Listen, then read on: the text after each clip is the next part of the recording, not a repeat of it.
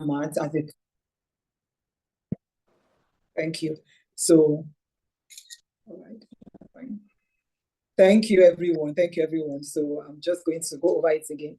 So what gave birth to this? It has been something that has been on my mind, but I didn't know the gravity until when, like yesterday, I kept on seeing someone just registered and just joining, and I looked at it from like 2 days ago. I only had 30 people that joined. As at this morning, when I was looking at it, I had 120 people that are signed. So to myself, it's really something that we really need to look into. So, my aim is for how do I address this? How do I identify? Like a colleague of mine said just 3 4 years ago. So she said, if the way you teach mathematics to different was the way my own teacher taught me, I would have been good in math. So as a teacher, when it's time for the student that she's taking, when they are moving to year 5, she stopped teaching them and look for somebody to take over because she find it difficult, according to her, to teach children from year 5.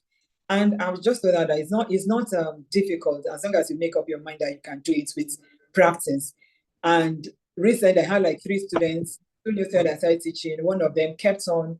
One day the way he was doing, it was the way he was doing with math. And I was just like, seriously? He just was doing like this. I said, are you huffing and puffing like the 3 little pigs? I will off and I will puff like the wolf told the 3 little pigs to want to bring their house down because of math. I said, you can do it. I said, practically math is everywhere. So I'm just particular about children from the elementary stage, from the nursery stage, from the preschool stage. Children like to eat, some like apples, some like to, there was a child I taught, she liked to eat tomatoes. She's very fair girl, but her fruits when she was in nursery, when I taught her was just tomatoes. The tomatoes is all those big succulent ones, and you see she will finish it. I'm just like, wow. But we could use that to teach the child. Okay, if you have 2 tomatoes and you ate 1, how many is left? That's what problem in this. That's what problem you are giving that child. So she was age 3 then. So this is some of the things that this conversation about mathematics.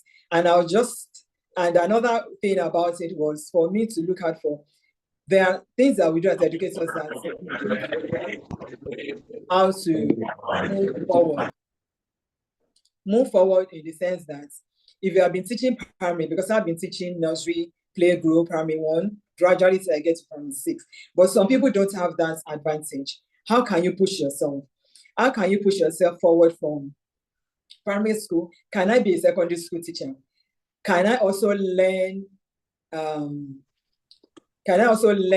ropes? How do I get to be a secondary school teacher? You can also learn the ropes. So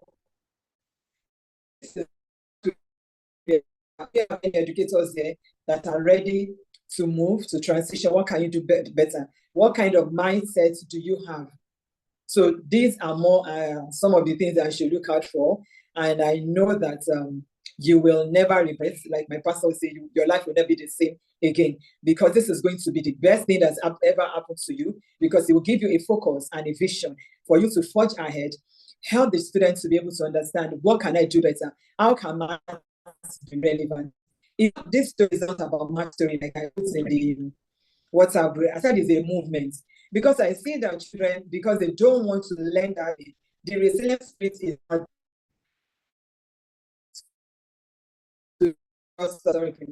To them, let me just do my barest minimum. Meanwhile, people that invent us, what they did was moving ahead, and they kept on forging ahead. So I will welcome you today. Let me welcome everyone to Cracking the Maths Code. And at the end of the day, you would not regret joining, because there is more for us to do. There are more things in the pipeline. Thank you. I welcome you all. Thank you for joining. Thank you so very much. That was inspiring. That was very inspiring. Thank you. Could we celebrate her one more time? Please go ahead and celebrate her. Now, I have an assignment for every one of you. Could you tell us in the comments how long you have been a math teacher? Please go into the comments and tell us how long you have been a math teacher. Assignment 1. Assignment 2, if you have not celebrated Miss Oni, please go ahead and celebrate her for this great vision, for putting this together. I think it's something that someone should have done a long time ago, and I'm happy that it's coming up now. It's not enough when we just stay in our own little corner and do the things that we think we can do. Sometimes we need to reach out to the next person, hold somebody's hands, and walk towards the light together. That's what Miss Oni is doing today and has promised to continue to do. So if you haven't celebrated her, go ahead and celebrate her. If you've done that already, now tell us how long you have been teaching math, either as a math teacher or how long you've been in education as a class teacher. Okay, I see 5 years from Chidima, Victoria, 5 years from Victoria, 7 years from Chemi, 15 years from Mr. Emmanuel, awesome. Mr. Judge, over 10 years. True, Yvonne, 2 decades plus, wow. Okay, Solomon Isaac, I think you are in the best room right now. You've been there for 2 years plus professionally. You are getting started on the right footing, I can assure you. Ariola, 12 years plus. That's beautiful. Dorcas, 10 years plus. Mike David, a decade. Thank you, thank you, thank you everyone for responding. Thank you for engaging. And now we're going to the very first speaker for today. Just a quick one. Is Onyeka in the chat now? Okay, yes, I see Onyeka. I'll just share a few things about Onyeka and then I'll welcome her to take her session. 15 years plus, thank you. Onyeka Ogmola is a seasoned math educator and teacher trainer passionate about redefining math education and educators. You see that great minds work together, they think alike. She's the lead facilitator at Redefine Math, where she offers professional training services to school and educational NGOs. She's an active partner with the Unusual School Initiative and founder of the Redefine Math Education Project.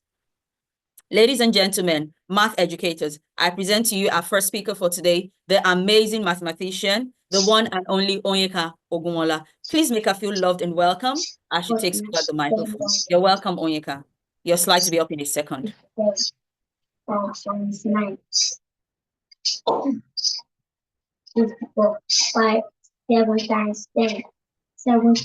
good evening, everyone. Good afternoon, good morning, wherever you're watching from, wherever you're connecting from. Good evening. I'm here for you all this evening, and I'm sure we're going to have an amazing time talking about math. So today I'll be talking on practical approaches to boost students' math outcome. Now, I would always want to say this. If you pick out any student and you ask them what are those subjects or what is that particular subject that you find very challenging, even as little as the elementary classes, chances are one or two of the subjects they will call out for you. Math will be one of them. If you agree, drop in the comments and the chat box that yes, math is always one of the challenging subjects. A lot of children, a lot of students always tell you it's very challenging for them. And if we can have students complaining as early as elementary level, how much more when they get to middle school, high school, junior secondary, senior secondary.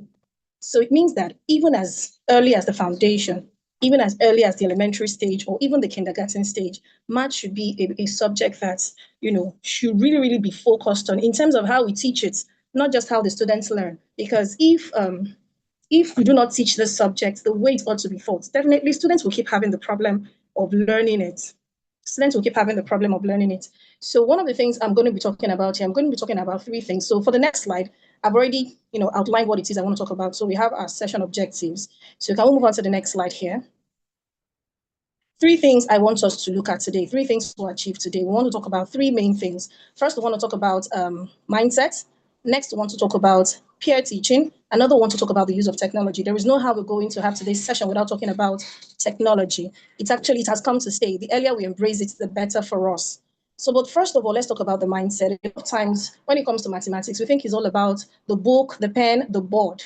We think it's all about the book, the pen, the board. No, mathematics, learning maths or teaching maths goes beyond all of this. There is a place for the mind, preparing the mind to be able to, embrace what it is that you want to teach it. So sometimes we just head to the board.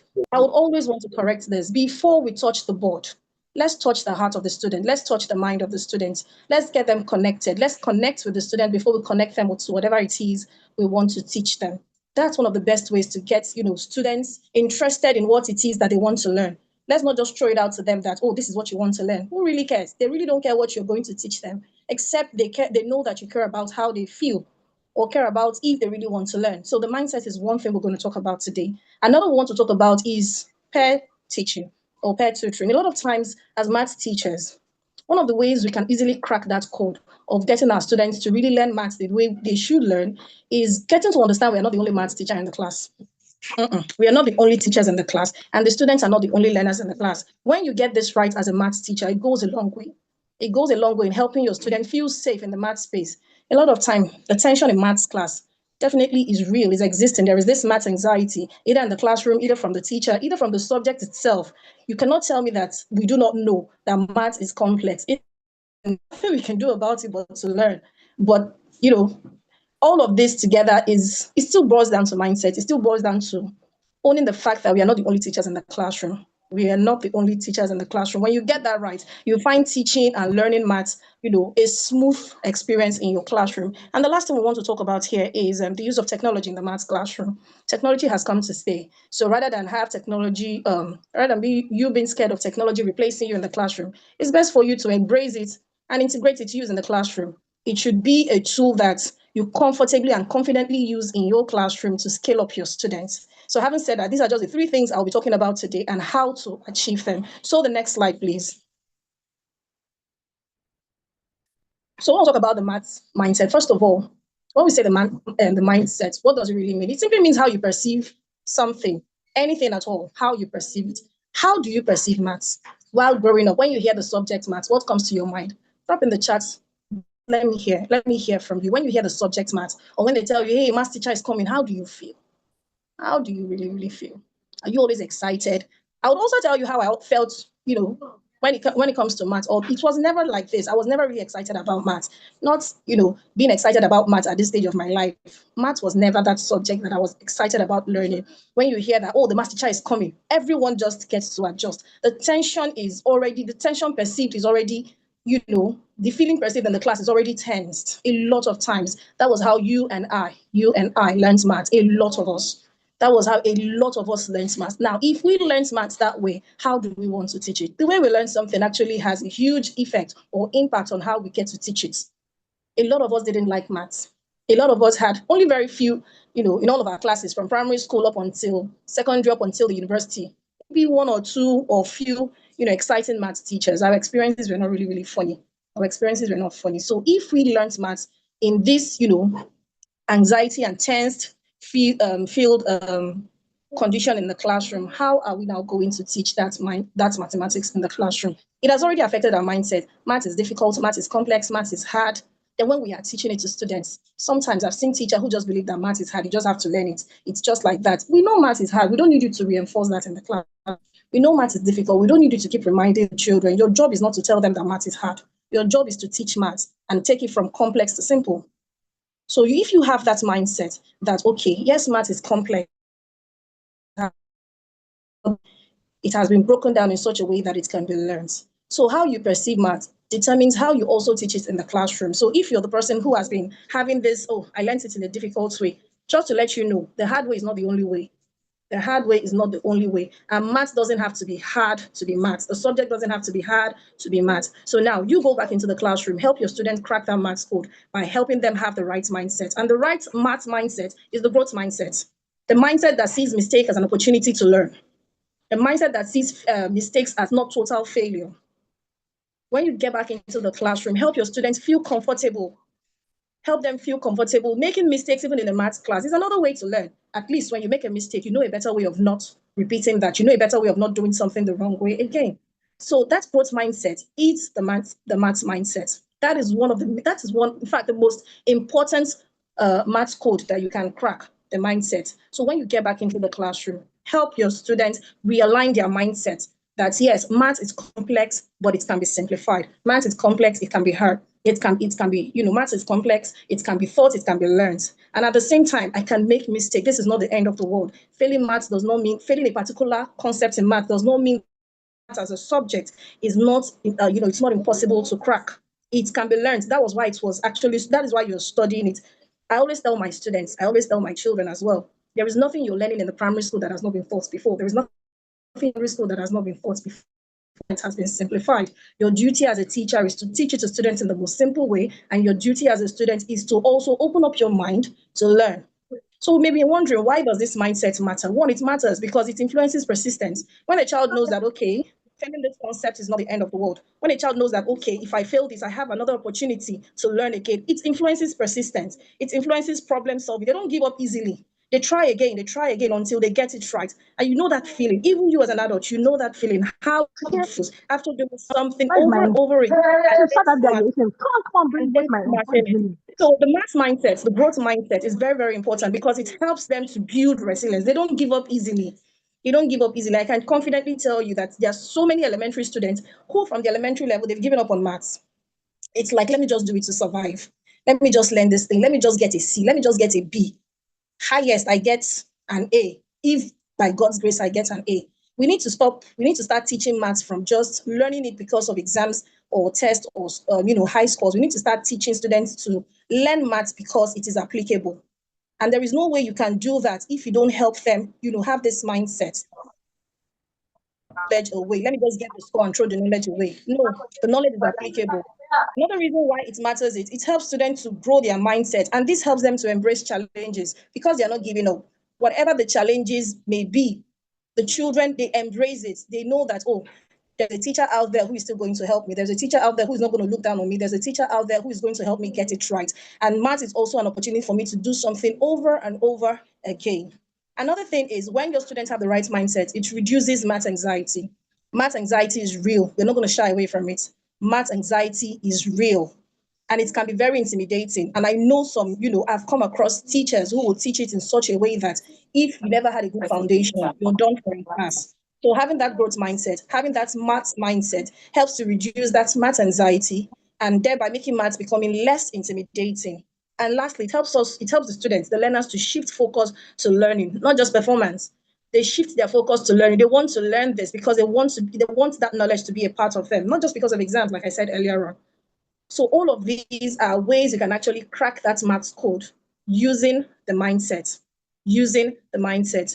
Now, it is very, very important for us to understand that the ultimate goal at the end of it all is success for everyone, the student, the teacher, and the entire school, even the parent. The ultimate goal is success. No one came to school to fail.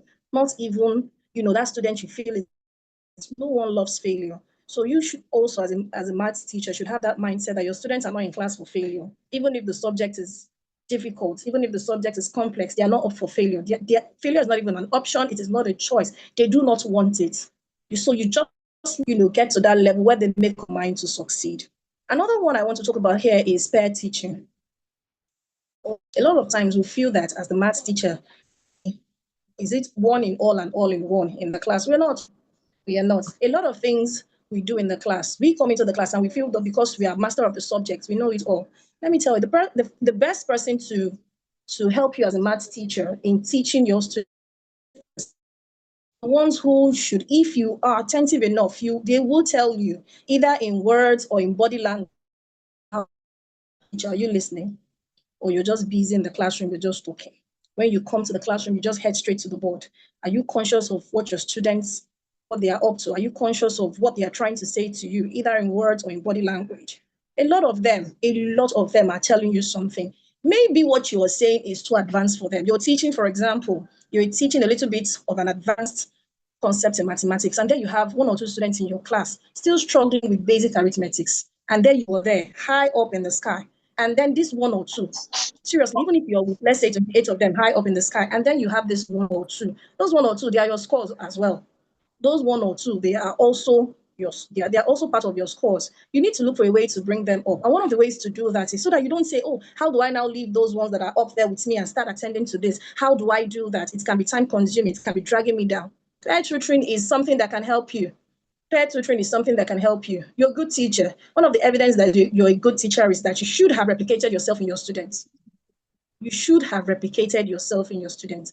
If you're still finding it difficult to get a mini me or a mini you in your class, then maybe all you've been doing all this while has just been talking. If you not have one, or let me even say 5 or 10 students who can do the same thing you're doing in the class when you're not there, or who can do the same thing you're doing in the class even while you're there, then I don't think you've been doing the right thing in the class. Your students should be able, you should be able to replicate yourself, your skill, your strategies, your method. You should be able to replicate them in your student. And trust me, if you think all you've done is replicate them in your students, I've seen students who don't just take it from you, the teacher, they would also refine it. They will repackage it. I'm talking out of experience. I've had students who I have paired, before now, I have paired them and I've told them, you know what, just teach this person, assist this person. And while I was there on my table trying to do one or two things, I had the way, the advanced one was talking to the other one in a way that I didn't even imagine that concept could have been thought that way. And this person was using, very, very simple things in the classroom to teach it. And I was humbled. This happened years ago and it keeps happening, even up till tomorrow, it keeps happening. Just pair two students together, pair any other one, pair 2, 3, or put them in a group. You see magic. You see magic. So pair teaching is a structured learning where students help each other, to learn math concept. This can be done with little or, with supervision. It can be done under your supervision. And sometimes these children, after they've learned it from you, they can do it with or without you, with little or no supervision from you as well. You see them, they take charge and everyone is moving, everyone is winning. In the classroom, everyone's winning. One person's win is everyone's win. So everyone is moving. No one is left behind. So why does this work? Why does pair teaching work? Why does pair tutoring work? Why is it important? Why are you not adopting it in your class? Aren't you tired of being the only teacher in the class? Or you enjoy talking? Someone say, I do this a lot. Yes. And what has been your results? Has it been promising? Has it been outstanding? Has it been encouraging? Has it actually helped those students in the classroom who may be struggling with one or two concepts? If you find those ones that are very, very good in the class, why are you not engaging them? Why are you not engaging them? Don't forget that teaching is another way to learn. So it's time for you to build a classroom where students learn by teaching. They also learn by teaching, not learn by listening to you alone. They learn by teaching and then they teach to learn. It's time for us to build such a classroom, such an atmosphere where everyone is learning. That's the true learning space. So why does this work? It encourages active participation. That thing that student might not be able to tell you. A lot of time when you tell students, do you understand? Everyone just wants to say, I understand. Do you all get it? Is it clear? Everyone wants to say yes. Join the multitude to say whatever it is they are saying. But if you check very well, there are still some students who really do not understand it 100%. Engage pair teaching. Put them into groups. It encourages active participation. It will help students find their voice. They talk more when they are with their classmates. They will always talk more when they are with their classmates. And then you can get that information. You can always get that information back from, that advanced student in your class, like, oh, what was your experience while you were teaching so and so person? And you get those feedbacks and you work on them and, you improve on them. It reinforces understanding for the tutor and it helps to build confidence for the learner. Those ones you have asked to go ahead to go teach, let me explain something to you. Whether you like it or not, their confidence level comes alive. You see them. It happens naturally. Just tell them, oh, teacher. It starts from teaching their friends. It doesn't really start from coming to the front of the class to teach, the entire classroom. No, some of them cannot even come. I have students like that who cannot come outside. I've taught students like that who cannot actually come outside to teach the entire classroom. But put them with one or two persons beside them. You hear that voice that has always been in there. You will hear it out and in a most beautiful way, teaching others, helping others. And these they do confidently. Collaboration, metacognition. Allow these people come together. Don't allow, every little time your children have in the class should be for gisting. That gisting can be a learning opportunity. That gisting is either they are gisting maths. I'm not saying it should always be maths. It's either they are gisting maths, they are gisting science. They can gist other person, other normal gist. Let's allow them be children that they are. Let's allow them be students that they are. But just the way they freely gist about the things they've watched, places they've gone, allow them to also communicate about subjects and concepts learned in the classroom. Give them that opportunity. Let them know. So many people do not know that they can. So many students do not even know that they can actually talk about this. And the higher they go, the lower these voices becomes a lot of times. If you take a look at them in the kindergarten, they talk a lot. Get them into the elementary, lower elementary, they're still talking. The moment they get into upper elementary, these voices begins to go down. Let's not allow it go down. Then they get into GSS or middle school. You find them almost going into solemn mood. And when they get into secondary, the higher classes, you find them, they're just too serious and all of that. Let them communicate. Allow them express mathematics. It can be expressed. You will find out amazing ways these children can teach each other concepts, bring these concepts to life. Bring these concepts to life in such a way that even you as a teacher, you never thought it could be done that way.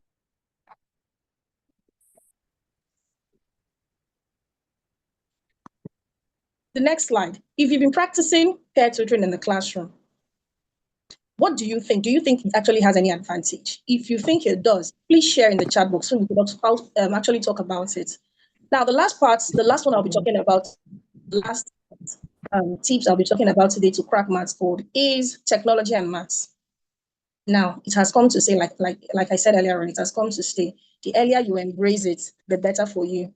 But at the same time, it's important that while you are using technology, you do not give technology an opportunity to replace you. Why am I saying this? I've seen a lot of teachers use tech tools in their classes, whether you're an online tutor or you're a physical classroom teacher. You use it so much to an extent that the students even forget that you exist. You come into a class and next thing the student is telling you, oh, can we use this app today? Can we use this website today? How about you? You are the one who is using the tech tools to replace yourself. Be very careful about that. You're overstimulating your students with all these tech tools.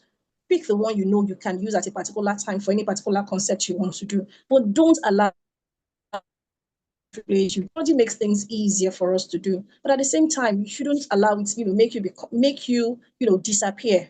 So there are a lot of tech tools out there you can use. We have a list of the ones I have here. We have GeoGebra, you have Matigon, you have yes, fantastic. You have Matigon, you have Jamboard, you have Kahoot, you have 99 Math, you have Fed Simulation, you have Khan Academy. The truth is, there are a whole lot out there. When you hear that it is happening here, you dive into this one. When you hear it is happening, you dive into this one. You've not even taken your time to sit down and focus on one. Learn how this particular website works. Learn how this tool works. Learn how this app works. Take your time. Take your time. You know your student. You know the one that works best for them. There are some students, I wouldn't lie to you, just the whiteboard and a marker sometimes works for some concepts. What I'm saying it is at the kindergarten stage, a lot of handworks, manipulatives, and all of that. As they go, higher, they start working with abstract concepts. When they get into secondary school, if you notice a lot of them, or a lot of the videos that help students in secondary school, they are YouTube videos. And if you see these YouTube videos or YouTube classes, a lot of all these youth, they just use a whiteboard and a marker. They don't overstimulate the student. So you know what works fine to use those, interactive tools, digital interactive tools. You know when to use your board and your marker. You know what works for you. Don't forget, the ultimate goal is success for everyone. Success for you yourself as a teacher, success for the learner, success for the school, success for the parents. So you know which one to use, when to use, and how to use. It is very, very important because technology is not just a tool. It can give your learners a voice that, they may know. It helps them to explore. It helps them to explore. Yes, some even thought using notes and pen. There is one going on a lot. A lot of time I see it on TikTok. Just a paper and a pen. They don't even need to show their faces. And they just solve some math question, either SAT question, IGCSE math questions. You don't even see the faces of these, tutors online. They just solve these things. And yet, very active followers. So you should know when to switch from one tool to another and know which one works for you. Don't forget, it's also important after, before doing all of this to understand your learners.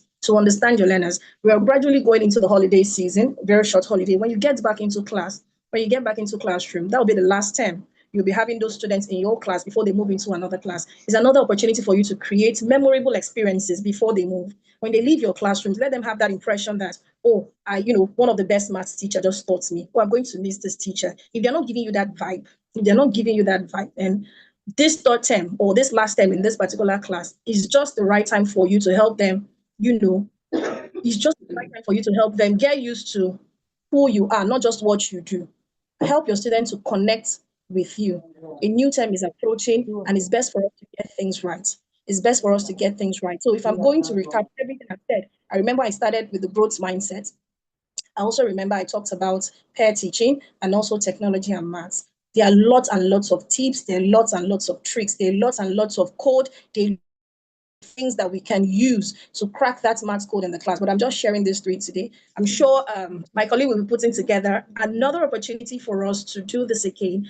And definitely we'll always bring in something fresh, something nice. Until then, keep being an amazing teacher. So before we go, I would like to ask any question, please drop in the chat box and I'll do well to respond. Thank you very much, Mrs. Ogunmola. Thank you for that powerful session. Any questions before we go on? And what do we have to say to our speaker? Please give your feedback in the comment section. Did you learn anything from her? I want to believe you did. I did.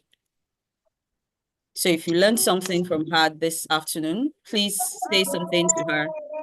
Appreciate her. Beautiful. Beautiful. Thank you. Thank you. Thank you. Any questions? Okay, we have a video coming up shortly, and then we will invite our next speaker. The video is long, but we are not watching the full length of the video. It's still about math. Everything we are talking about today is just about math. Okay, so we're going to watch the first few minutes and segments of this short video, and then I will welcome our next speaker. Yes, Amarchi, that's a very important one, not to overstimulate our learners. Okay, we have a question. You can drop the question in the comments or, okay, I've seen it. How do you help children who understand concepts but make mistakes at the final point of getting their answers, usually out of excitement? Okay, so one thing I usually tell my students is their workings, first of all, the procedures matters a lot, not just the final answer. If the procedures, you find out that the procedures are okay, and they're getting it right, but somehow the final answers, they're not getting it right, then you help them. It's important we teach them to check, cross-check, and recheck. They need to check, cross-check, and recheck. Now, they need to keep doing that until they eventually get it right. I used to do it to a lot of students, and after a while, it was stressing them out, and they just decided that, you know what, I'm just going to get it right. So before you bring it to me, finally, check, and recheck is very important. Yes, out of excitement, they might make mistakes. At the same time, it's our responsibility to keep saying it and keep saying it. The final answer is not just the answer itself. The entire procedure also goes a long way. So check. Thank you very much. Yeah, success criteria, follow the steps. When I was younger, I used to get into trouble with my dad a lot over the steps. You know, I was that student that would feel, I know the answer now. I would start, from the beginning, showing the steps. Then by the second to the last line, I feel, why do I have to write x equals, let's say 12 minus 7? I mean, it's already obvious. So once I get to that point, I'll just keep and write x equals 5. And my dad will take out of my marks. He'll penalize me for it, and I'll be upset. I got it right. And he say, how did you arrive at this answer? I'll tell him, well, from here it's obvious. And no, it's not obvious. This is math. You must show every step of the working. And I'll see him mark every step. Interestingly, my dad was not a teacher. He's an engineer, but maths is gift. I call it a gift for him. And so we used to do daddy's lesson. Anytime he was at home, he would come home only on weekends or every other weekend. But once he was around, we will do daddy's lesson. 1 hour of math, 1 hour of English on Saturday and on Sunday. And I'll be like, oh, can I just finish and go? But I've learned the importance. And now I remind my learners, I remind my children, you have to show your workings. You have to show your workings. Thank you very much. Any other question before we go on to the next part? So we have a few minutes to watch this interesting video that says that math isn't hard. It's a language. Like I said, we're going to watch just a few minutes, and then we'll move on to the next speaker. Please make sure you're paying attention and you're ready to confirm if maths is really a language or not. Bring out your notes and write as we watch. Write your takeaways, write your lessons.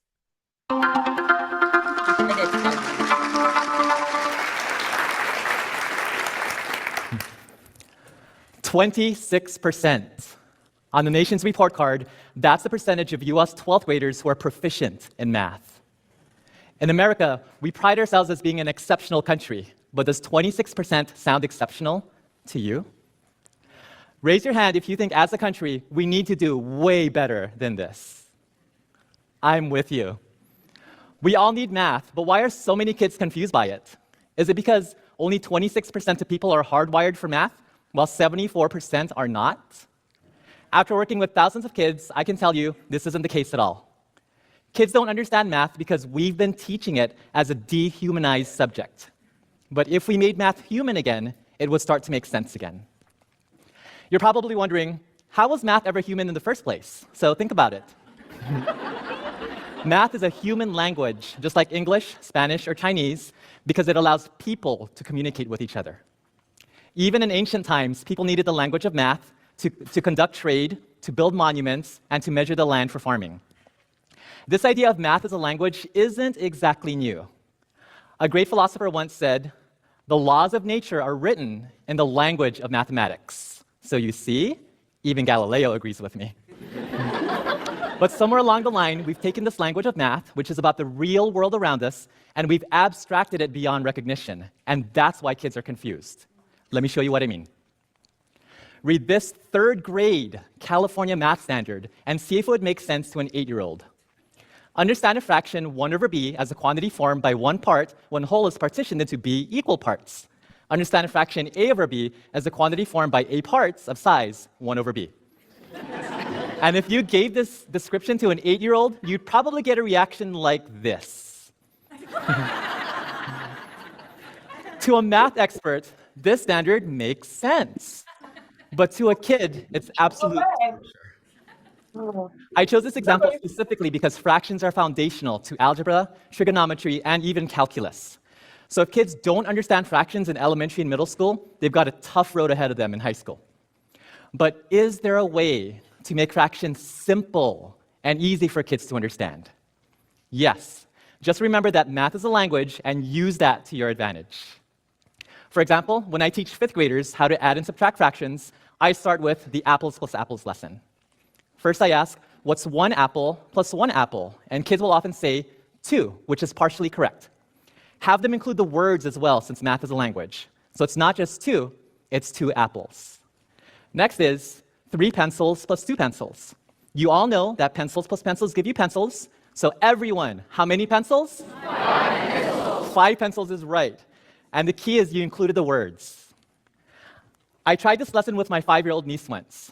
After she added pencils and pencils, I asked her, what's 4 billion plus 1 billion? And my aunt overheard this and she scolded me and said, are you crazy? She's in kindergarten. How's she supposed to know 4 billion plus 1 billion? Undaunted, my niece finishes counting, looks up and says, 5 billion? And I said, that's right, it is 5 billion. My aunt just shook her head and laughed because she did not expect that from a 5-year-old. But all you have to do is take a language approach, and math becomes intuitive and easy to understand. Then I asked her a question that kindergarteners are definitely not supposed to know. What's 1/3 plus 1/3? And immediately she answered 2/3. So if you're wondering, how could she possibly know that when she doesn't know about numerators and denominators yet? You see, she wasn't thinking about numerators and denominators. She thought of the problem this way. And she used 1 apple plus 1 apple as her analogy to understand 1/3 plus 1/3. So if even a kindergartner can add fractions, you better believe that every 5th grader can do it as well. All right, that's where we're going to stop. We'll post the link in the comments and you can finish up later on, okay? We have one more question and then we'll go back to our next speaker. Ms. Ogumola, are you still here with us while I read out the question? Ms. Ogumola, are you still here? I'm not sure she's still on the call. I may have to, okay, she's still here. What do you tell students who will tell you what can we do with mathematics? No matter how you tell them, it builds their reasoning ability. Ms. Ogumola, would you care to answer the question? What do you tell students who will tell you what can we do with mathematics? No matter how you tell them, it builds their reasoning ability. Excuse me, over to you, Ms. Ogumola.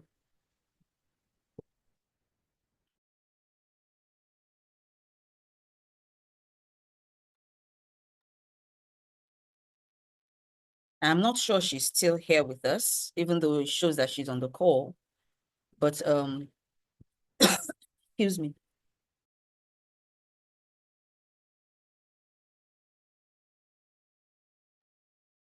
I'll proceed, excuse me.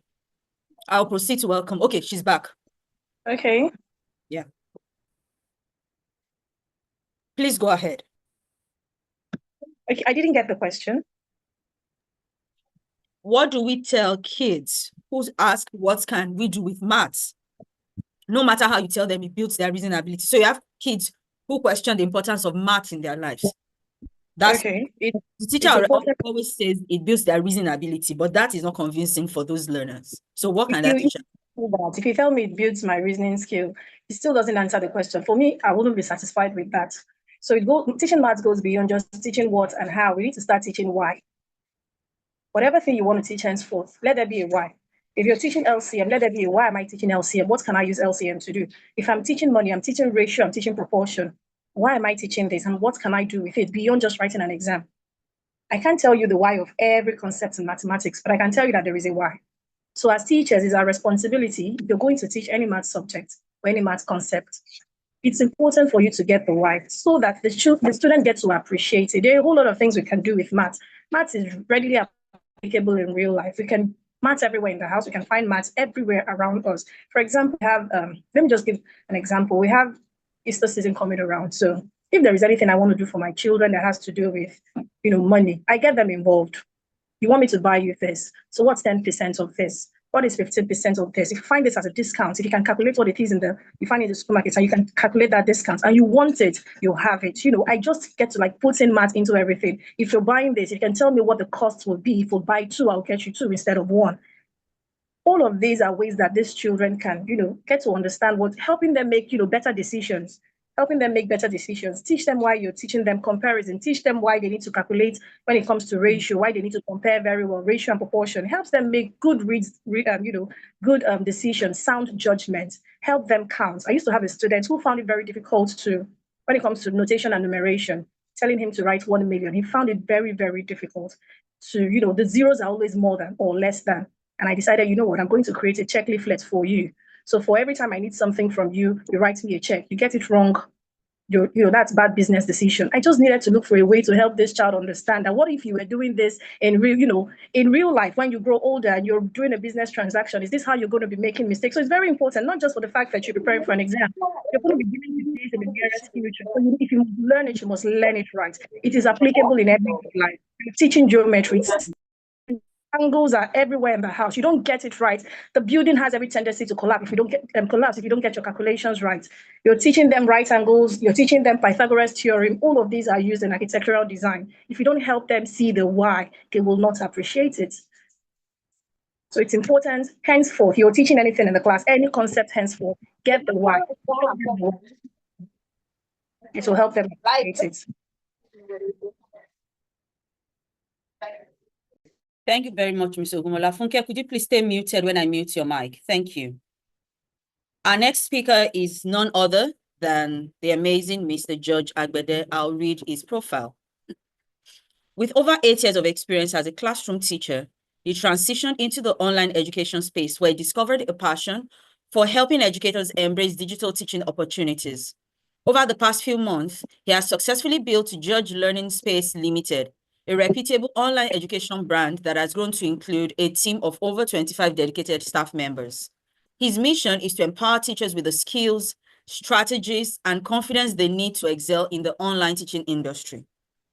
As a mentor and coach, he has worked closely with hundreds of teachers, guiding them through the transition from traditional teaching to online instruction. His expertise lies in leveraging technology, engagement tools, and digital business strategies to help educators build sustainable and profitable careers in online teaching. Beyond coaching, he's a recognized brand influencer in the edtech industry, partnering with companies such as AI Teacher and several other leading brands. Through these collaborations, he advocates for cutting-edge technological solutions that enhance teaching methodologies, improve student engagement, and optimize the overall learning experience. His influence in the edtech space allows him to bridge the gap between educators and emerging digital tools, ensuring that teachers remain at the forefront of the evolving educational landscape.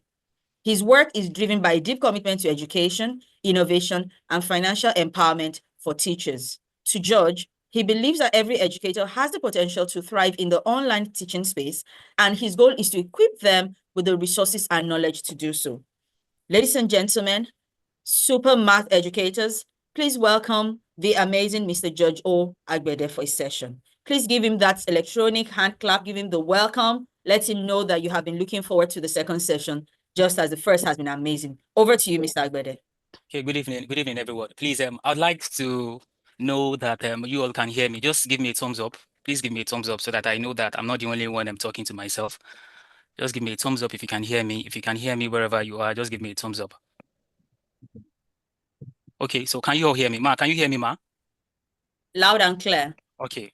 So good evening, everybody, once more. So the first speaker, in fact, I was going through my slide, and the first speaker has really done them justice to so many of the things, to so many of the challenges, by which children are, these children are faced, challenges in terms of teaching mathematics, because maths, it's one of the subjects that is very important. Math is one of the subjects, it gives bedrock to every other subject, and it's a foundation. But to me, I've always believed that in mathematics, one of the key topics that you have to teach in mathematics, well, if you have to come across at word operations, where you have to teach basic operations such as addition, subtraction, multiplication, and division, because I believe that all of those ones, when a child is fully grounded in all of those four basic operations, then in any other word problems, or be it they want to any other topic,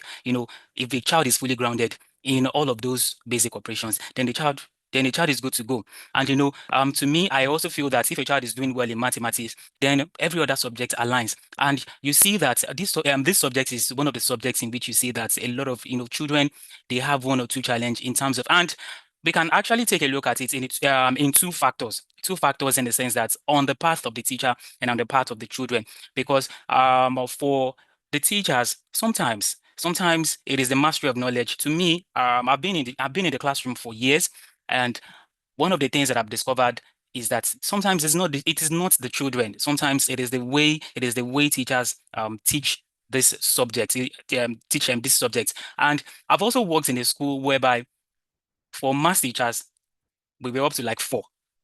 We had 4 math teachers. One was taking geometry, one was taking aptitude, one was taking reasoning, and the other person was taking just general math. And you would tend to see that the reason why school management did that is best known to them, and because they felt that for math teachers, it's you can't know everything, and that's for sure.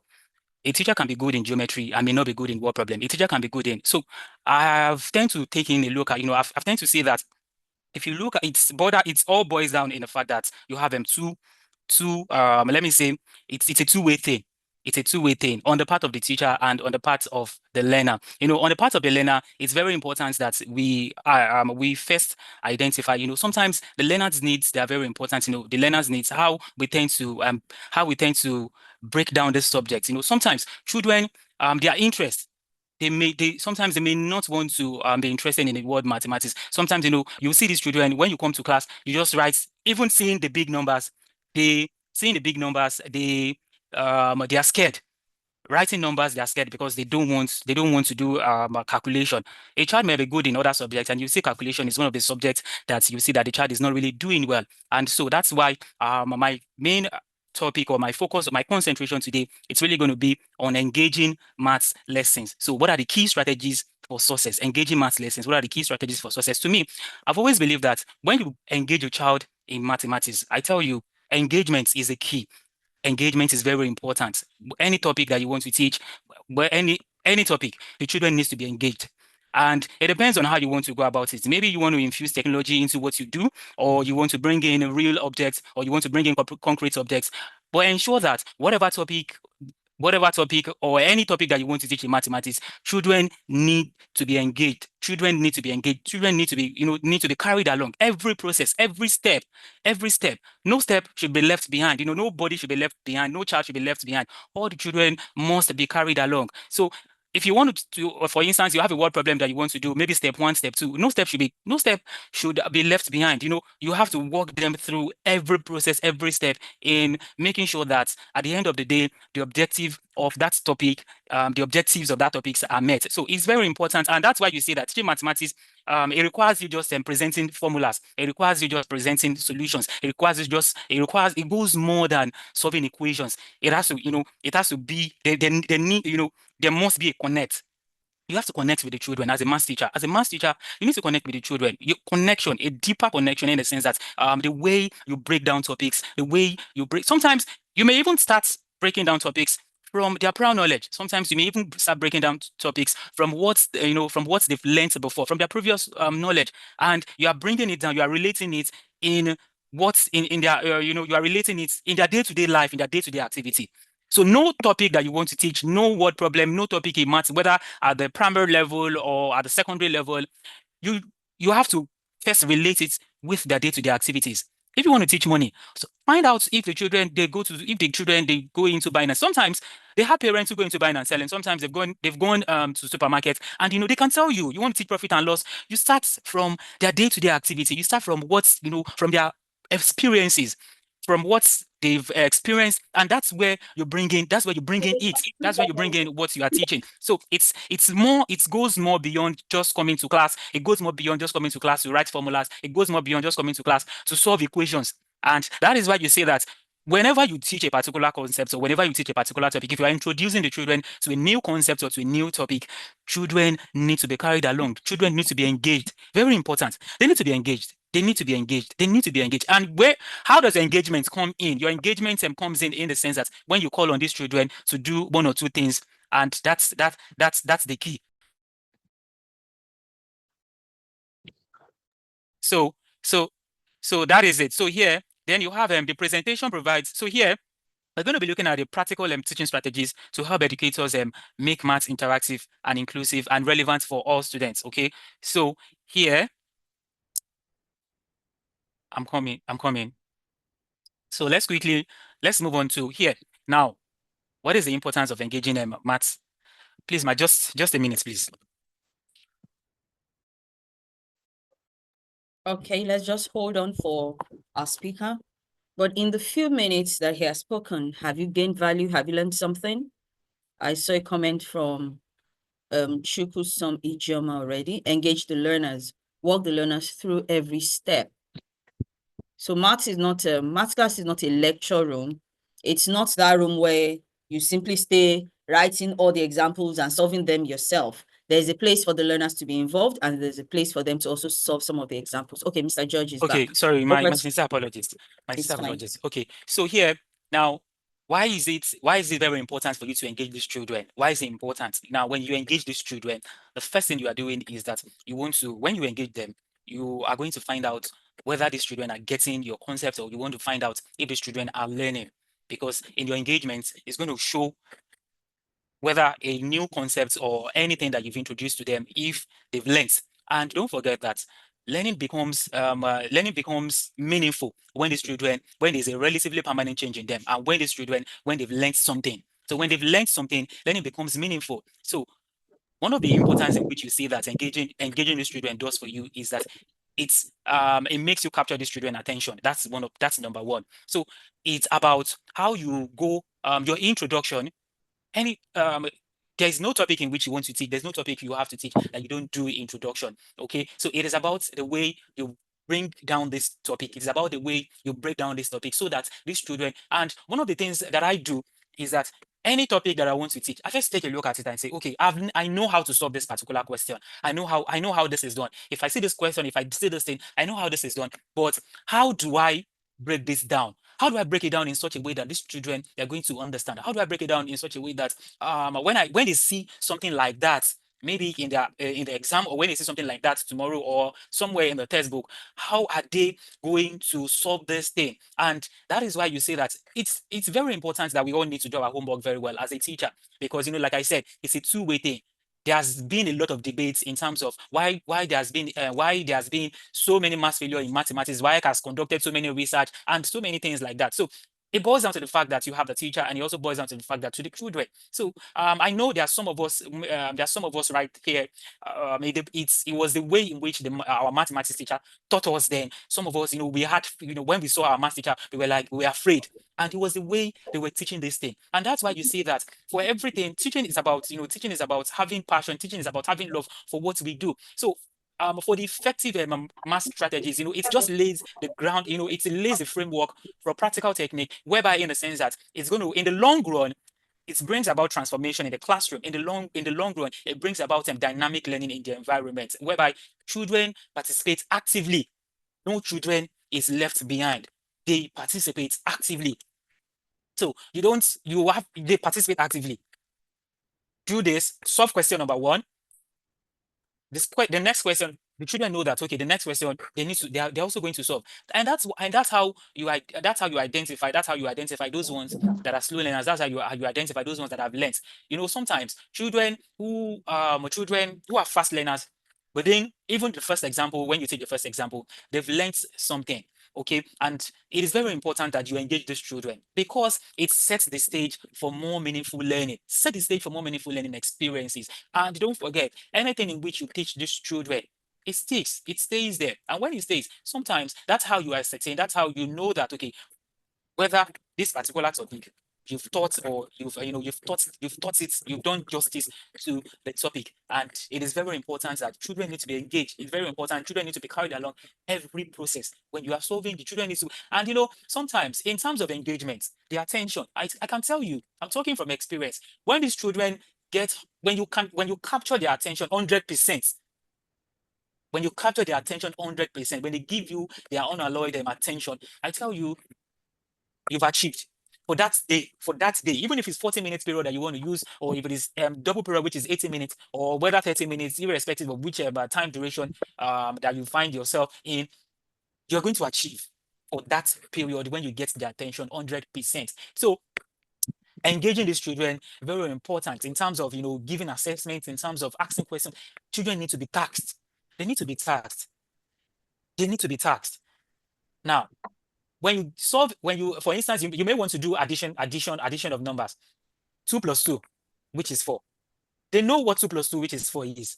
But bring it in form of word problem.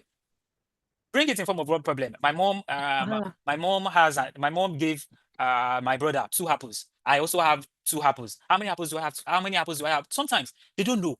They look at you as, what are you saying? They need to be taxed. Their reasoning ability needs to be developed. They need to be taxed. And that's why you say that when you engage these children, it sets the stage for deeper and more meaningful learning. Learning becomes meaningful. And when learning becomes meaningful, then for that day, or for that time being, you've achieved. And that's why you say that for learning, for teaching mathematics, it's all still boils down to teachers going back to the drawing board, doing so many research in terms of how they want to go about in teaching a particular topic. Then the children also, how we relate, how we bring it down, how we break down this topic. And don't forget, when you teach mathematics, it has to be from simple to unknown. You're taking them from known to unknown. That is how it goes, from a particular question to another one. As it goes, it becomes tougher little by little. So, and that's why you say that connecting them to what they've learned before. No topic that you want to teach in mathematics that these children don't have prior knowledge. They do have prior knowledge. They do have previous knowledge. And that is where you should start from. That's where you should start from. You're planning. You have to plan. You have to strategize. There's so many things that you have to do behind bars, whereby, in the sense that these children, you just find a way to make sure that your class, your class is interesting. Your class need to be interesting in terms of, if you want to break down these complex, these topics, to make these children understand whatever that you want to teach them. So you have to connect. You have to connect to their prior knowledge, and which now brings it to the new learning. So it's very important, because that is where the powerful engagement. This is one of the most powerful engagements, because that's where your engagement starts in. That's where your engagement starts from, rather. So from here, you just want to start from, okay, how do we go about this? From here, from what they've learned previously. From there, you are connecting them. There's a kind of connecting which you see from what they've learned before, and how you now break it down. From there, in solving questions, and you are making sure that these children, you are finding every means. You want to find every means, or and all means, to make sure that they are getting whatever that you are teaching. And another thing again is the scaffolding. Now when we talk about scaffolding has to do with, you are providing temporary support for inexperienced learner. Sometimes children, there are some, when you come in newly, they come in and you want to teach a particular topic. Sometimes they don't know. It could be maybe from year 1, from year 2, or from year 3, although they've had previous knowledge before. They've had one or two experience in which they've gotten in the past. But you are making sure that you are building your foundation on what they've learned. And in building foundation on what they've learned, you are providing temporary support for children who are inexperienced. And that's why you say that sometimes when you give attention most times to children, so there's a way we need to balance this too. There's a way we need to balance it. Sometimes you don't just provide, let me say, you don't provide support all the time, so that you children don't see you as they don't see you as they don't they, let me just say, so that they don't become over dependence alone. So there's a way we can withdraw ourselves. There's a way we can attach ourselves, whereby in the sense that these children, they learn something new without depending on their teacher. Sometimes, when you give them a particular question, you definitely see one or two person or one or two children in the classroom who would want you to explain a particular concept. Oh, give us clue. They're always looking for clue. Children are always looking for clue. They're always looking for clue in terms of providing solutions to a problem. And that's why you see that, like I said, it's a two-way thing. We just have to find a way to balance. We just have to find a way to balance the two, in making sure that we are providing them support for learners who are not catching up. We are providing support for learners who are inexperienced. And it's very important that connecting, we are taking them from known to unknown in terms of whether any topic that you want to do, any topic that you want to teach in mathematics, you are connecting them. There's a kind of a connection from what they've learned in the past and to taking them to what they've not known. Okay, so here, what are some of the 5 key strategies that we can use for engagement? How can we engage these children? What do we do in terms of engagement? How do we go about it? You have a particular topic that you want to teach. How do you go about engagement in the classroom? How do you go about it? Whether as a primary school teacher or as a secondary school teacher, how do we go about it? How do we go about engagement? One of the key ways that you can go about engagement is by asking questions. You need to ask questions at every step, at every process, at every step of you solving mathematics. Children need to be asked, they need to be tasked. You need to ask questions. Children need to think critically. Their critical thinking, has to be developed. So you don't just provide, you don't just provide questions, straightforward questions. And that's why we say that irrespective of the topic that you want to teach, there's always a word problem. At the primary level, whether you want to teach addition, you want to teach subtraction, or any topic that you want to do, there is always a word problem question. And that's where their mental reasoning comes in. Children need to think critically. So they need to be asked questions. You have to ask them at every point, at every stage of you solving mathematics. They need to ask questions. Challenge them to think critically by asking, they need to ask questions. Okay, ask them questions, and they also need to ask you questions. Another thing you can go about this in terms of doing engagement with these children is the group work. Now, sometimes we can do group work in the sense that maybe it depends on how you want to go about it. For some topics, you may put the children in groups. You may put the children in groups of 2. You may put the children in groups of 3. Get someone who is a group leader. Okay, you be the one to come and explain what you just provide a particular question on the board. Then you put the children in groups. Then the children, they work together in groups. And this group work, it's one of the beautiful thing about group work is that it facilitates and collaborative and learning. Children, they come together when they bring their own ideas. This one bring Learner A brings his or her own idea. Learner B also same thing, and they come together and they reason it out. They reason out questions. Whoever is done, then a reward can be given. A reward can be given if you want to use group work. So, like I said, it depends on how you want to go about your group work. It could be 2, it could be 3, it could be 4. It depends. But ensure that you are doing a group work so that children learn from each other.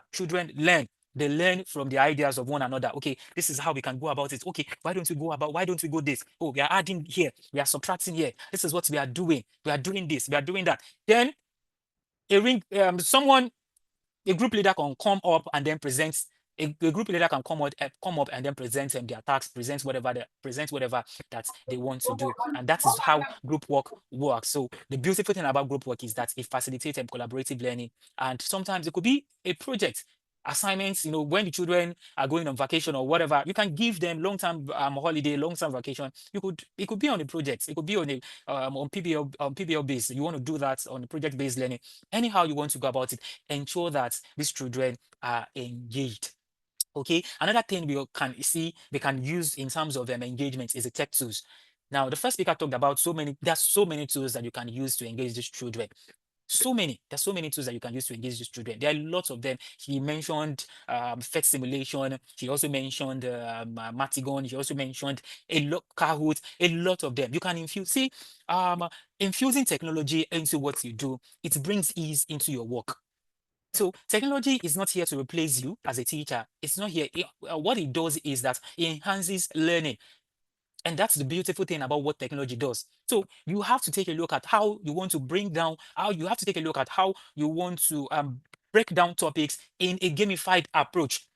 You are using educational games, you are using interactive simulations. In fact, FAIR Simulation is one of the beautiful things that FAIR Simulation is a very good website that you can use in terms of simulations. So infuse technology into what you do. No topic that you want to teach, whether you want to teach word problems, or you want to teach addition, you want to teach money, you want to teach any topic, there's always there's always a website for any of this topic that you want to do.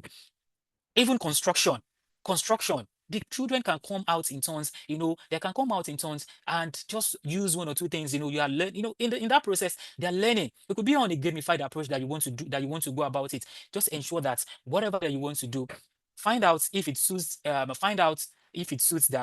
needs, and what you want to do at that moment in the class, and infuse technology in what you do. I tell you, it makes your work easier.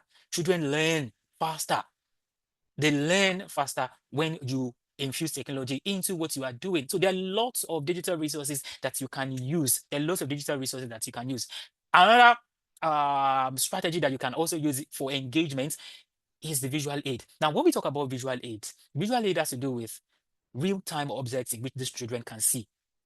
Objects, it could be on a flashcard. It could present any concepts or any idea or anything on a flashcard. It could be on any material or anything in which the children can see. And I tell you, what the children see, they don't forget. The level of retainment in what you bring into the classroom, the level of retainment in what you bring in, any real-time object that you bring into the classroom, they don't forget it. It's because of the fact that they are carried along. You engage them. You are not the master strategist. You are not the Oga of the classroom alone.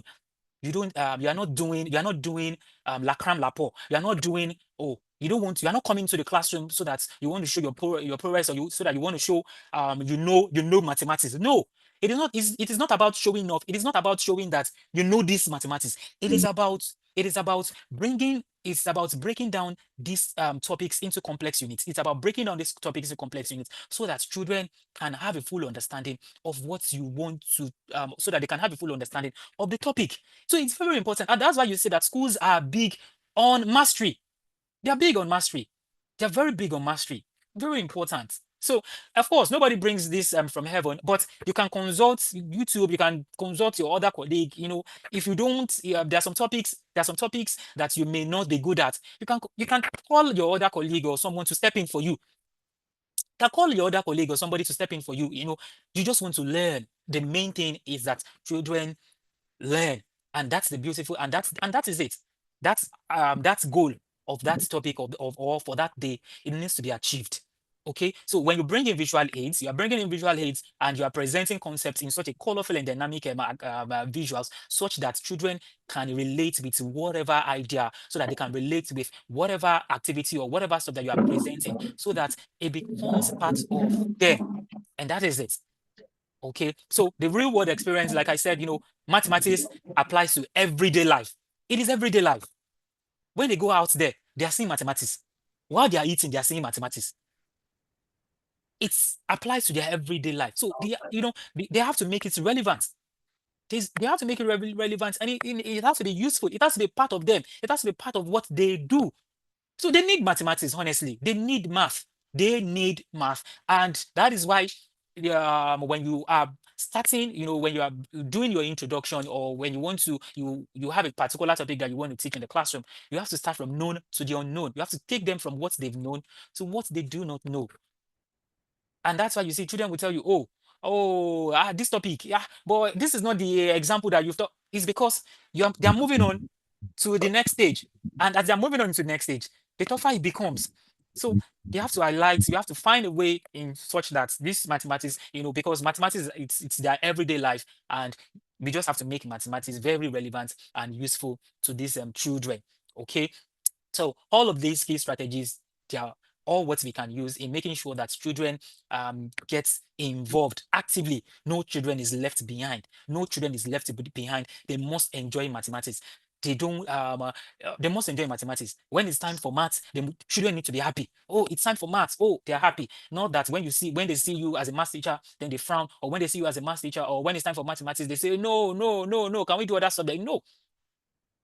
They need, mathematics, it has to be enjoyed. Children need to be carried along in every process, every step. Step 1, step 2, step 3, whatever step, up to maybe step 6 or step 7, or in a particular concept. Children need to enjoy the subject. And when they enjoy the subject, and I can tell you, that's how you see that they do well in mathematics. It has to be enjoyable. It has to be enjoyable. It is the way in which teachers handle these topics. It has to be enjoyable. See, there's no crime if you don't know a particular topic as a math teacher. You can relate with your colleague, you can liaise with your colleague so that they can teach you, okay, this is how you can go about it, so that you find a way to break down this topic from known to the unknown. And in the long run, they enjoy you teaching them mathematics. Okay, so they enjoy you teaching them mathematics. Now, here, how do we now, under this part, we quickly want to take a look at the interactive and inclusive maths lesson. Now, for the interactive environment, I've talked about how mathematics can be interactive, whereby children, they participate actively. They are not just listening. They are not just listening in the class. They need to be involved. Even the ones that do not talk need to be involved. They need to be called upon. Okay, it's time for you. Okay, you give a solution. What do we do? This particular topic, this particular concept, what do we do? Okay, provide solutions to this and that. Children need to, they need to present their ideas.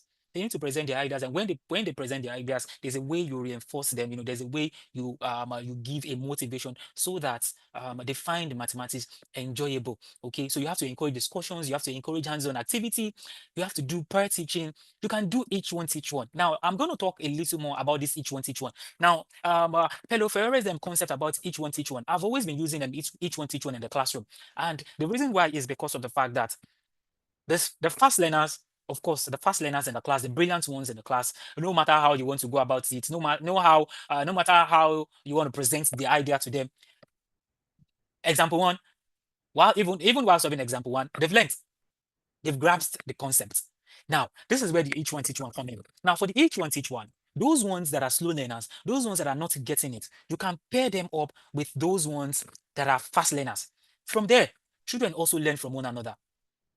Okay, this is how Mr. Yemi has taught us. This is how we can go about it. Okay, Mr. Yemi said simultaneous equation. What do you do in simultaneous equation? Okay, the first thing you have to do, you do this, you do that. Sometimes they learn too. You make you find it amazing that children learn from one another. So you can adopt the method of each one teach one.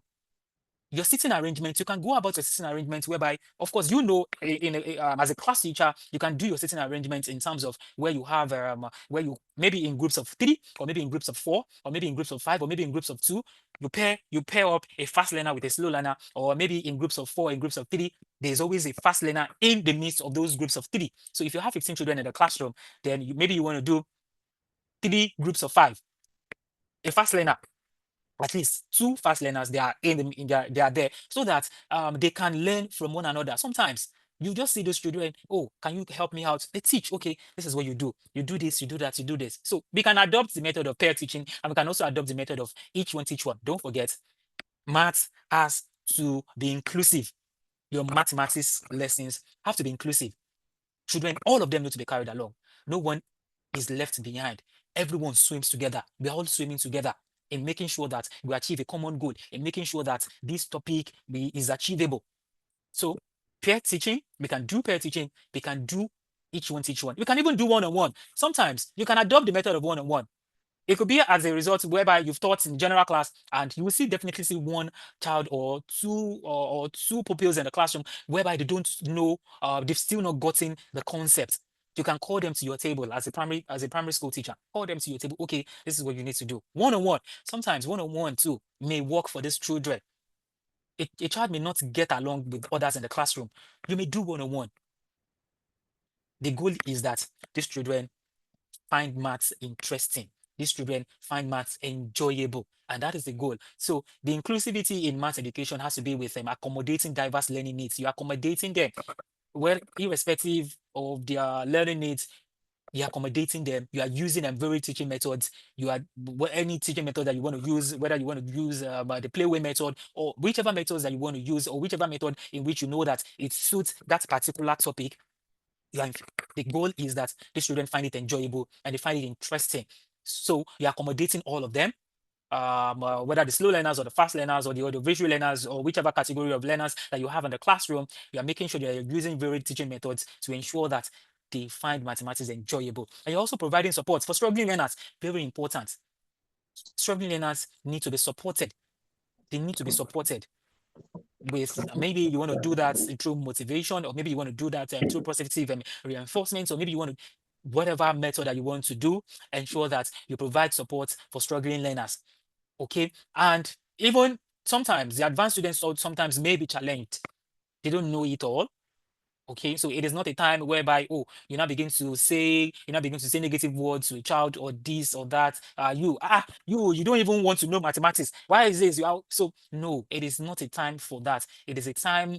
It's a time whereby you are providing them support for struggling learners. It is a time whereby you are using them varied teaching methods for the children. So it could be you are infusing maths games. There are a lot of maths games. Just go to YouTube. You see so many maths games. In which you can use for those children. And the goal is that they find mathematics enjoyable. The moment these children find mathematics enjoyable, and when you connect with these children, I talked about connection as a maths teacher.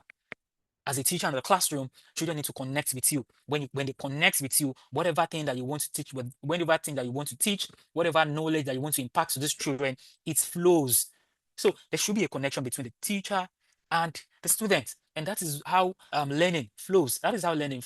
Okay, so you can also do group problem solving sessions, whereby a particular question is raised, you give them a particular question, you put the children in groups, and when you put the children in groups, then the children find the solution, then one person come and then they present their own idea. Oh, excuse me, sir, this is how we can do this. That. Sometimes you can do a lot in terms of word problems activities. So you can make use of group problem solving sessions, or you could use the PBL method. The PBL method has to do with the project-based learning. Now, one of the things that you have for the project-based learning is because of the fact that, and all of these engagements, we also have to be time conscious.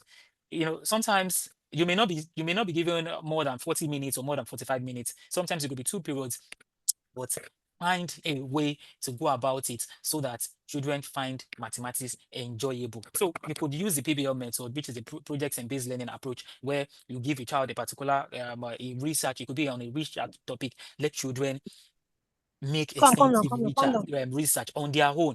Let them make extensive research on their own. I tell you, what the children find out, I tell you, it sticks. Let them find, let them do extensive research. Let them tax their brain. Let them work. Let them make research on it. Oh, find out how do we derive pi, this and this quadratic equation, quadratic formula. How can we achieve this, blah, blah, blah. Let them do extensive research on their own. And I tell you, all of this, it's going to help in terms of interaction, in terms of making math lesson inclusive for all the children, Okay, so, and here, how do we go about creative classrooms and consideration?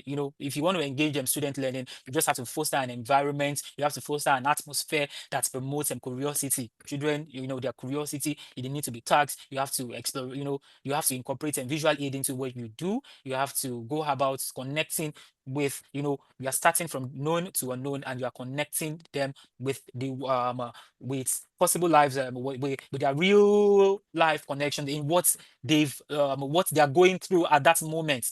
Okay, so because of the fact that they have experience, children, there's experience.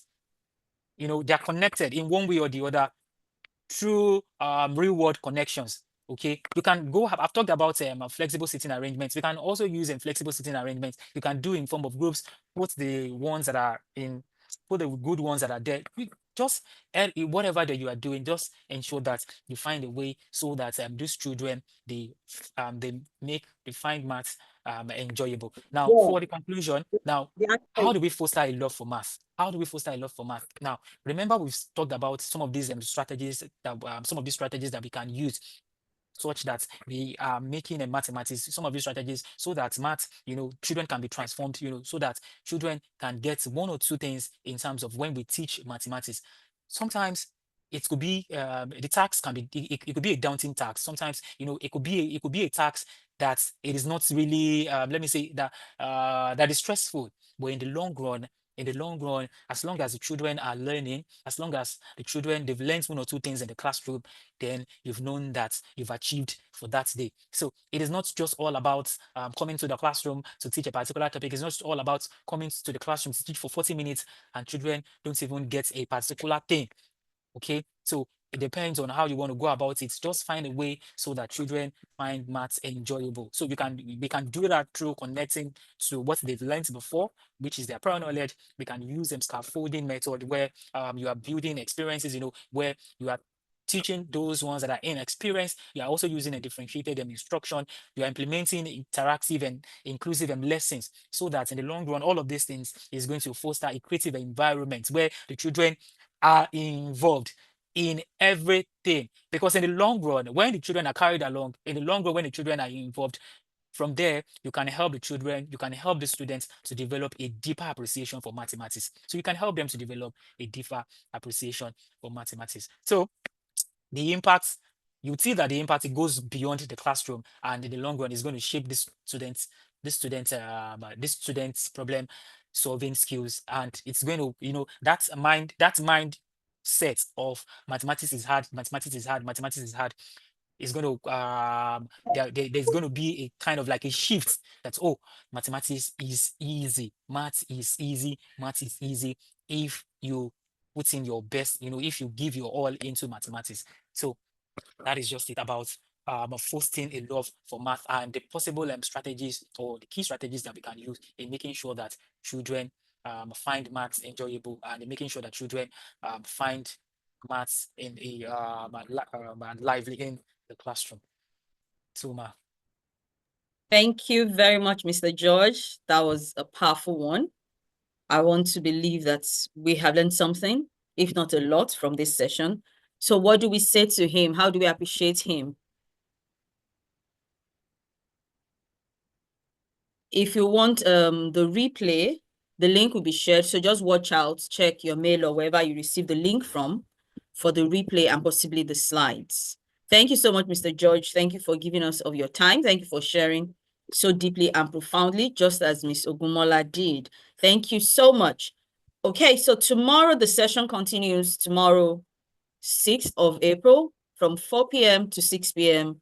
for the final session. Tomorrow we'll be hosting the amazing Uime Okorosobo and the very energetic Timileyin Fagbenro tomorrow. So both of them will be with us to share tips and strategies on how we can crack the math code in our classrooms and in our schools. Before we go away, I'm going to call back our convener, the amazing Miss Oni, who will take us through an affirmation and then share a few words to take us through what we have learned today before we finally call it a day. Over to you, ma'am.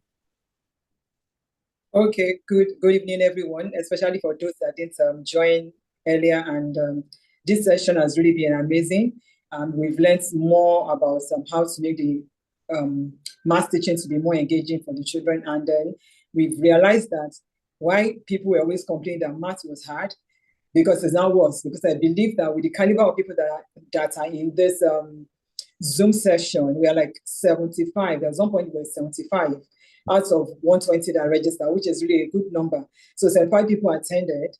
So I believe that these 75 people that are here, one at a time, we're changing a life, we're changing the narrative. And I believe that maths will be something that the children will now get involved with, and they understand, they look out for patterns. I just have daily math affirmation that I typed here. So you can just say it after me, maybe just 2 or 3, then I'll send to you later. I see the patterns and beauty in mathematics that others might miss. So you can say that to yourself. I see. I can say to him, Mr. sees the pattern I'm I building see in the mathematics patterns that others might miss. due to in mathematics that others might miss. I transform mathematical anxiety into mathematical confidence I transform mathematical anxiety into mathematical confidence through my presence and guidance. through my presence and guidance. My mathematics teaching creates ripple effects My mathematics teaching creates ripple effects that extend far beyond my classroom. that extend far beyond my classroom. The last one, I continuously grow in my mathematical understanding. I continuously grow in my mathematical understanding and teaching methodology. and teaching methodology. I create space where mathematical mistakes become valuable learning opportunities. I create space where mathematical mistakes become valuable learning opportunities. All right, that's all that we have for today, and I'm so glad to be your host. And thank you, Mr. Babatunde. We really appreciate you. Mr. Babatunde, can you just play the video? Okay. Okay, so we can watch the video we played. There was a TED talk that we played, so we didn't finish watching it. We can just watch it and see that it's not only in Nigeria that we have these problems, it's all over. And they're just like a movement creating a change. Thank you for joining, and stay back and enjoy. Thank you. All right, so we'll sign out with the video. We'll watch it till the end. Thank you. Just for fun, I asked her a high school algebra question. What's 7x squared plus 2x squared? And this little 5-year-old girl correctly answered 9x squared. And she didn't need any exponent rules to figure that out. So when people say that we are either hardwired for math or not, it's not true. Math is a human language, so we all have the ability to understand it. We need to take a language approach to math urgently because too many kids are lost and they're anxious about math, and it doesn't have to be that way. I worked with an angry, frustrated high school student once who couldn't pass algebra because she only knew 44% of her multiplication facts. I told her, that's like trying to read and only knowing 44% of the alphabet. It's holding you back. She couldn't factor or solve equations, and she had no confidence in math. As a result, this teenager had no confidence in herself. I told her, we have to start with multiplication, because once you know all your facts by heart, everything gets easier, and it'll be like having a fast pass to every ride at Disneyland. What do you think? And she said, okay. So she systematically learned her times tables in 4 weeks, and yes, even multiplication has language embedded in it. You'd be surprised how many kids don't realize 7 times 3 can be spelled out as 7 times 3, which just means 3 7 times, just like this. So when kids see it this way, they quickly realize that repeated addition is slow and inconvenient. So they gladly memorize that 3 7 times always gives you 21. So for this teenager who was at risk of dropping out, becoming fluent and confident in multiplication was a game changer, because for the first time, she could focus on problem solving instead of counting on her fingers. I knew she had turned the corner when she figured out that a 2-year car lease at $445 a month would cost you $10,680. And she looked at me disapprovingly and said, Mr. Polysock, that's expensive. At that moment, math was no longer causing problems for her, but she was using math to solve problems as a responsible adult would. As an educator, it's my duty to challenge kids to reach higher. So I leave you with this challenge. Our country is stuck at 26% proficient, and I challenge you to push that number higher. This is important because mathematical thinking not only builds young minds, but our kids need it to imagine and build a future that doesn't yet exist. Meeting this challenge can be as simple as apples plus apples. Insist that we teach math as a human language, and we will get there sooner rather than later. Thank you.